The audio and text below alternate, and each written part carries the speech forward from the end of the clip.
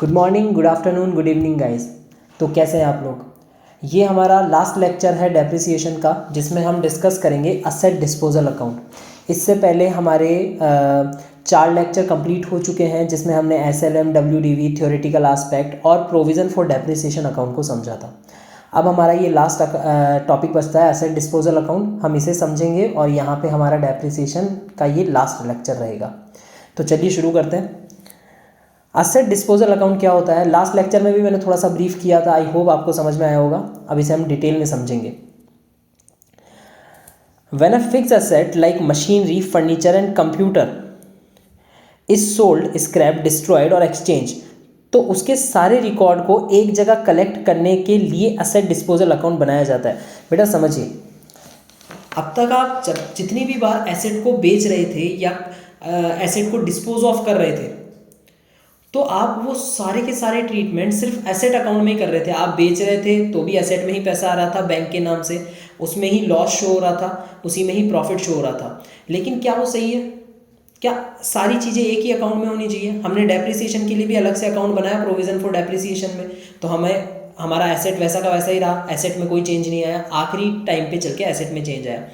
हम चीज़ों को और ज़्यादा क्लासीफाई कर रहे हैं, तो हमने एक एसेट डिस्पोजल अकाउंट बनाया जिसके अंदर हम ये जो डिस्कार्ड करने का या सेल ऑफ करने का जो प्रोसेस है उसको कंसिडर करते हैं। तो इसमें क्या करेंगे, हम जो एसेट का हमारा बुक वैल्यू है वो हम ट्रांसफ़र करेंगे एसेट डिस्पोजल अकाउंट में, डेप्रिसिएशन भी जाएगा एसेट डिस्पोजल अकाउंट में, एंड एट लास्ट हमें वहीं पे ही पता चलेगा कि एसेट बेचने पे प्रॉफिट हुआ है या लॉस हुआ है। चलिए देखते हैं। और एक और बात बेटा, ये एक टेम्परेरी अकाउंट होता है जिसमें हम एसेट से related original cost, depreciation till date, sale value, profit and loss सबको एडजस्ट कर देते हैं। ठीक है बेटा, ये 3-4 चीज़ें इसमें बहुत ज़्यादा ज़रूरी है और इसी में ही हमें प्रॉफिट एंड लॉस का पता चलता है। ठीक है बेटा, तो जो लास्ट का आप जो प्रॉफिट एंड लॉस निकालने वाला जो एडजस्टमेंट करते हो उसको वहाँ ना करके एक नए अकाउंट में बना के कर देना है। वही सी चीज़ें रहेंगी, डेबिट क्रेडिट वही रहेगा, आपको कुछ नहीं करना। बस एक आप ये मान के चलिए कि आपने एक ही अकाउंट के 2 पोर्शन कर दिए। ऊपर डेप्रिसिएशन वाले का काम चल रहा है, जितना भी डेप्रिसिएशन लेस हो रहा है सब कुछ हो रहा है, बेचने के टाइम आपने उसी अकाउंट का दूसरा टुकड़ा कर दिया। ठीक है, चलिए अब समझते हैं कि हमारे पास 2 केस थे, या तो प्रोविज़न बनाया गया हो या प्रोविज़न नहीं बनाया गया हो। तो प्रोविज़न नहीं बनाया गया हो तो हम क्या एंट्री करेंगे पहले वो समझेंगे। For transferring the book value of asset sold to asset disposal account, बेटा जो एसेट हम बेचने वाले हैं उसको अगर हम एसेट डिस्पोजल अकाउंट में ट्रांसफ़र करते हैं तो एंट्री क्या होगी। सबसे पहले आप एसेट ट्रांसफ़र कर रहे हैं, ठीक है, तो मतलब आप एसेट को कम कर रहे हैं, और एसेट कम होती है तो एसेट क्रेडिट होती है। और कहाँ ट्रांसफ़र हो रहा है? एसेट डिस्पोजल अकाउंट में। आप उसी एसेट को कहीं दूसरे अकाउंट में ले जाके बढ़ा दे रहे हो तो वो डेबिट होगा। तो asset disposal account debit to asset account. आपको ये समझ आया कि ये डेबिट क्यों हुआ, क्रेडिट क्यों हुआ? चलिए आगे बढ़ते हैं। For recording sale proceed of asset, अब आप एसेट को बेच रहे हो तो आपने वो एसेट का अमाउंट एसेट डिस्पोजल अकाउंट में डाल दिया है। तो अब जो भी हम बेच रहे हैं या जो भी कुछ कर रहे हैं उसका जितना भी रिकॉर्ड है वो डिस्पोजल अकाउंट में ही होगा। तो बेचने की एंट्री हो जाएगी, आपके पास बैंक में पैसा आ रहा है तो bank account debit to asset disposal account. अब एसेट डिस्पोजल में आपने आपकी एसेट डाल दी थी, अब वो भी कम हो रही है तो उसको भी हम क्या करेंगे, क्रेडिट कर देंगे। तो आपको ये भी समझ में आ गया होगा कि ये डेबिट क्यों हुआ और ये क्रेडिट क्यों हुआ। ध्यान रखिए, मैं हर एक जनरल एंट्री के पीछे का लॉजिक समझाता हूँ ताकि आपको बाद में दिक्कत ना आए। अकाउंट बहुत लॉजिकल सब्जेक्ट है, शुरुआत से ही लॉजिक के साथ चलेंगे, कंसेप्ट के साथ चलेंगे तो आई गारंटीड कि आपको 12th में दिक्कत नहीं आएगी। हर एक चीज़ को आप लॉजिक के साथ समझ के चलेंगे, इनको रटने की कोशिश मत कीजिएगा, इसको समझ के चलिए। अगर आपको गेन हुआ है एसेट बेचने पे तो आप एंट्री क्या करेंगे, asset disposal account debit to gain on sale of asset. ये आपका फ़ायदा है, ठीक है, इसके कारण आपका एसेट डिस्पोजल अकाउंट बढ़ गया है। तो बढ़ गया है तो ये तो आपने कर दिया डेबिट, और आपका ऑब्वियसली क्रेडिट क्यों हुआ है, credit all the incomes and gains, आपने इसको क्रेडिट कर दिया है। ठीक है, अब इन केस ऑफ लॉस हो जाएगा तो यही एंट्री अपोजिट हो जाएगी, loss on sale of asset account debit to asset disposal account. ठीक है बेटा, चलिए अब अगर आप प्रोविज़न फॉर डेप्रिसिएशन मेंटेन करते हैं तो कुछ नहीं करना बेटा, एसेट को ट्रांसफ़र करने की एंट्री सेम रहेगी। अब प्रोविज़न में से भी तो डेप्रिसिएशन उठा के लाना होगा। पहले वाले में तो क्या था कि डेप्रिसिएशन ऑलरेडी कटा हुआ था, उसमें से लेस हो रखा था क्योंकि आपने प्रोविज़न मेंटेन नहीं किया था, तो आपको एंट्री में एडजस्टमेंट करने की कोई ज़रूरत नहीं थी। पर अब हम प्रोविज़न फॉर डेप्रिसिएशन मेंटेन कर रहे हैं, और जब हम प्रोविज़न फॉर डेप्रिसिएशन मेंटेन कर रहे हैं तो उसमें जितना भी एक्यूमुलेटेड अमाउंट है वो भी तो हमें एसेट डिस्पोजल अकाउंट में लाना होगा। तो हमें एसेट का वैल्यू लाना है, हमें डेप्रिसिएशन का वैल्यू लाना है, और हम कितने में बेच रहे हैं वो वैल्यू शो करना है, और हमें लॉस हुआ है या प्रॉफिट हुआ है वो हमें शो करना है। हमें ये 4-5 चीज़ें शो करनी है। चलिए देखते हैं। सबसे पहली एंट्री है हमारी transfer for transferring the asset sold to, same चीज़ हो जाएगी बेटा, एसेट को ट्रांसफर कर रहे हैं, asset disposal account debit to asset account. अब प्रोविजन फॉर डेप्रिसिएशन ट्रांसफर कर रहे हैं, ठीक है बेटा, और प्रोविजन फॉर डेप्रिसिएशन ट्रांसफर करते ही आपका एसेट कम हो गया, ठीक है, तो provision for depreciation account debit to asset disposal account, ठीक है। उसके बाद for recording sale proceed of an asset, अब आपने एसेट बेची है तो bank account debit to asset disposal, और अगर गेन हुआ है तो ये, और सेम एंट्रीज है बेटा, सारी सेम एंट्रीज हैं, सिर्फ एक ये सेकंड वाली एंट्रीज नहीं आ गई है क्योंकि हमें डेप्रिसिएशन का अमाउंट भी तो उठा के लाना होगा, क्योंकि मशीनरी में तो कोई चेंज आया ही नहीं होगा, ठीक है बेटा। अब एक बार इसका इलस्ट्रेशन चेक करते हैं, आपको आराम से समझ में आ जाएगा, कोई दिक्कत नहीं है। और ये मैंने प्रोविज़न के साथ ही लिया है ताकि आपको एक अच्छा एक्सटेंडेड क्वेश्चन मिले, ठीक है। चलिए, Bansal construction limited purchase a machinery on October 1, 2016।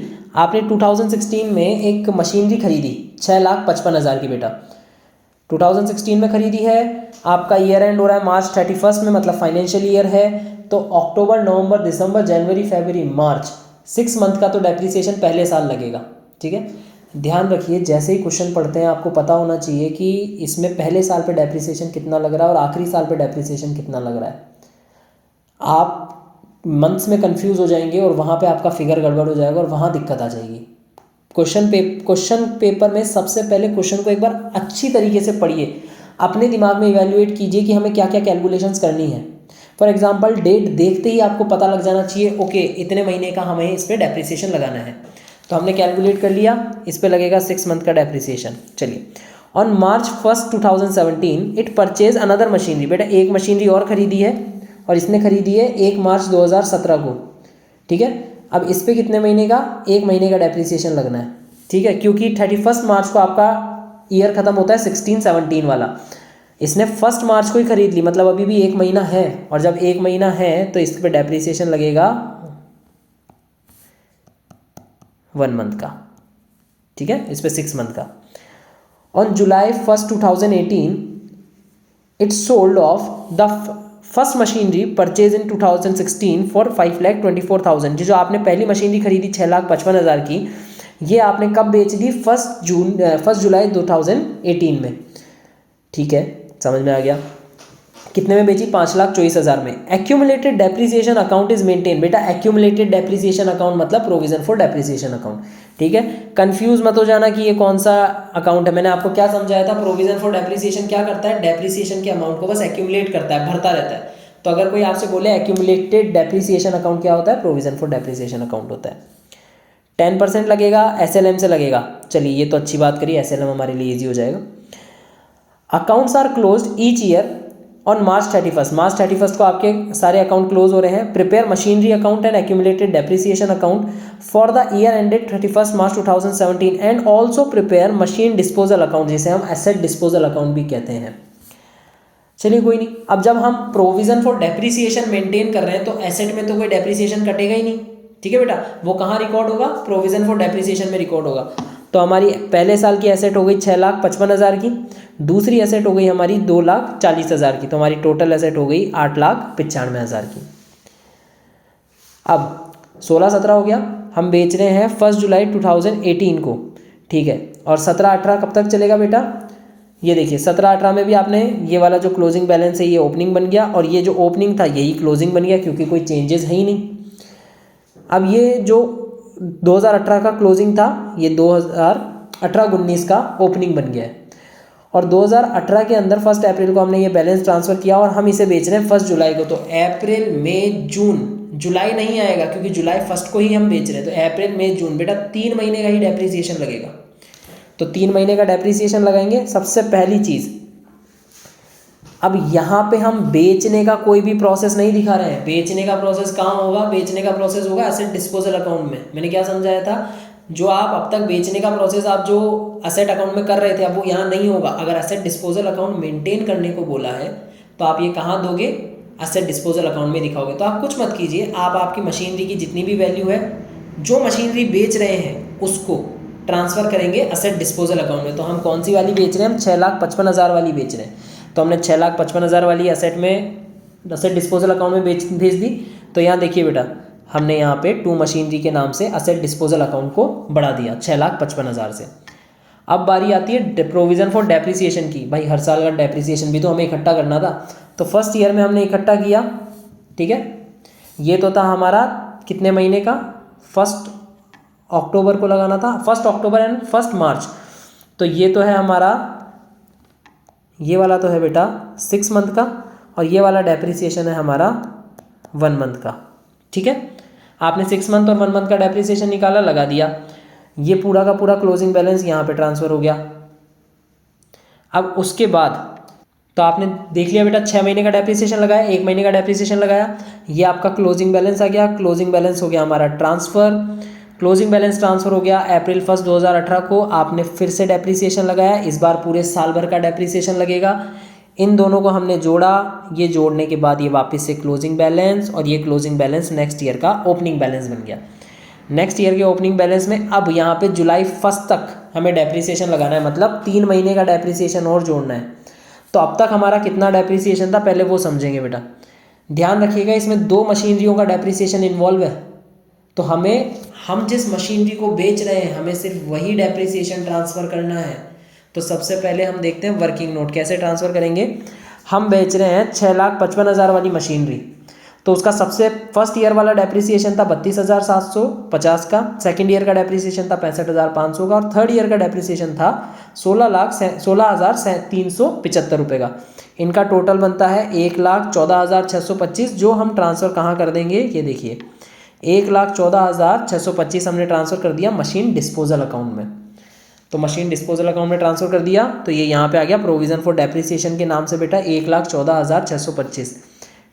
जिस मशीनरी को बेच रहे हो सिर्फ उसी का ही डेप्रिसिएशन ट्रांसफ़र करना है, और जिस मशीनरी को बेच रहे हो सिर्फ उसी मशीनरी का ही बुक वैल्यू ट्रांसफ़र करना है। ध्यान रखिएगा एसेट डिस्पोजल में। यहाँ देखिए, जो मशीनरी हम 6,55,000 की बेच रहे हैं तो उसी का ही अमाउंट ट्रांसफ़र किया है, और यहाँ पे 6,55,000 वाली मशीनरी का ही डेप्रिसिएशन ट्रांसफ़र किया है। और ये आप बेच रहे हैं कितने में? 5,24,000 में। तो आपके पास बैलेंसिंग फिगर निकल के आ गया आपका लॉस, और ये बन गया हमारा मशीनरी डिस्पोजल अकाउंट या एसेट डिस्पोजल अकाउंट। पहले आप ये जितनी भी एडजस्टमेंट थी, ये सारी एडजस्टमेंट आप कहाँ कर दे रहे थे बेटा? ये आप कर रहे थे एसेट अकाउंट में, लेकिन अब एसेट अकाउंट में ना करके आप अलग से ये चीज़ शो कर रहे हैं। ठीक है, और यहाँ पे हमारा पूरा का पूरा डेप्रिसिएशन का चैप्टर ख़त्म होता है। आई होप आपको ये वीडियो लेक्चर्स अच्छे लगे होंगे। अगर अच्छे लगे हैं तो प्लीज़ इसको लाइक कीजिए, शेयर कीजिए, सब्सक्राइब कीजिए। और अगर आपकी कोई भी क्वेरी है तो आप हमें डीएम कर सकते हैं, हमारे व्हाट्सएप नंबर आपके पास हैं। आप हमारा टेलीग्राम चैनल ज्वाइन कर सकते हैं, जितने भी जो भी नोट्स हैं वो वहाँ पे अवेलेबल हो जाएंगे। और मैं आपको फिर से एक बार बताना चाहूँगा कि प्लीज़ आप पीडीएफ में नोट्स लेके नहीं बैठे, आप आपके फिजिकल कॉपी में नोट्स लेके बैठे, ताकि आप आपकी लैंग्वेज में उसकी वर्किंग लिख सकें। समझिए, जब तक मैं पढ़ा रहा हूँ तब तक आपको समझ आ रहा है, लेकिन जब आप सेल्फ पढ़ने बैठेंगे तो वापस से उस चीज़ को रिवाइज करने में टाइम लगता है। तो एक बार आप अपनी लैंग्वेज में लिखे हुए आपके पास नोट्स होंगे तो वो काफ़ी ईजी होगा। तो इन नोट्स का फिजिकल कॉपी निकालिए और उसको साथ लेके बैठिए। बाकी तब तक के लिए कीप स्टडिंग। हम मिलते हैं नेक्स्ट लेक्चर में।